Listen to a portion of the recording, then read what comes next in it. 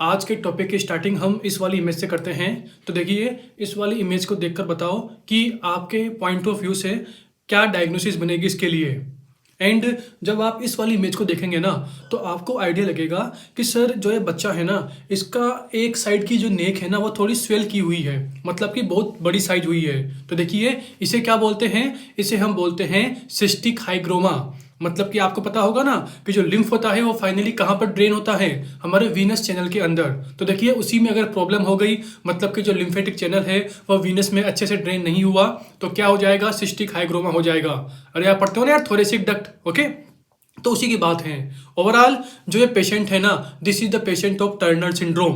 और देखिए, जो सिस्टिक हाइग्रोमा है जो ये दिख रहा है, ये कहाँ पर दिख रहा है? इस बच्चे के नेक में। तो ओवरऑल जो टर्नर सिंड्रोम का पेशेंट होता है ना, तो उसकी नेक के अंदर आपको टोटल 3 फाइंडिंग देखने को मिलती हैं।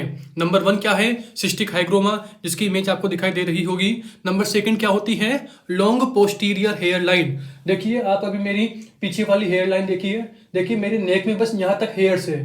बट जो टर्नर सिंड्रोम का पेशेंट होता है ना, तो उसमें पोस्टीरियर साइड, नेक के पोस्टीरियर साइड जो हेयर है वो थोड़ा नीचे होते हैं, मतलब कि पूरे के पूरे नेक को कवर करेंगे, उसी के साथ बैक पर भी होते हैं। Overall long posterior hair line किस में मिलती है?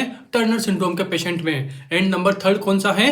Webbed neck. ओवरऑल ये तीनों finding, cystic hygroma, long posterior hair line and webbed neck, ये किसके पेशेंट के अंदर देखने को मिलती है?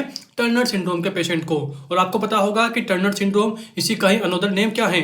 मोनोसोमी एक्स, क्योंकि इसके अंदर क्या होता है? 1X क्रोमोसोम का डिलीशन होता है। अरे नॉर्मली अगर मैं बोलूं किसी फीमेल का जीनोटाइप क्या होगा, तो आप क्या बोलेंगे? 46XX। बट टर्नर सिंड्रोम के अंदर क्या होता है? 1X क्रोमोसोम का डिलीशन होता है, यानी कि क्या जीनोटाइप मिलेगा? 45X। मतलब कि 46 की जगह ओनली 45 क्रोमोसोम ही मिलेंगे, 1X क्रोमोसोम का डिलीशन हो जाएगा। और इसी के साथ जो टर्नर सिंड्रोम है उसके अंदर हमें क्या फाइंडिंग देखने को मिलती है? तो देखिए, आपको बोलना है वाइड स्पेस्ड निपल। अरे या निपल्स होती है ना, तो नॉर्मली अज्यूम कीजिए कि उनके बीच की डिस्टेंस इतनी है। Okay, but in the case of Turner syndrome जो निपल्स की डिस्टेंस है वो ज्यादा हो जाती है, तो क्या बोलेंगे? Wide spaced nipple. ओके, उसी के साथ अनदर इंपॉर्टेंट पॉइंट की जो टर्नर सिंड्रोम का पेशेंट होता है उसकी IQ नॉर्मल होती है। देखिए, यहां पर लो मत बोल देना।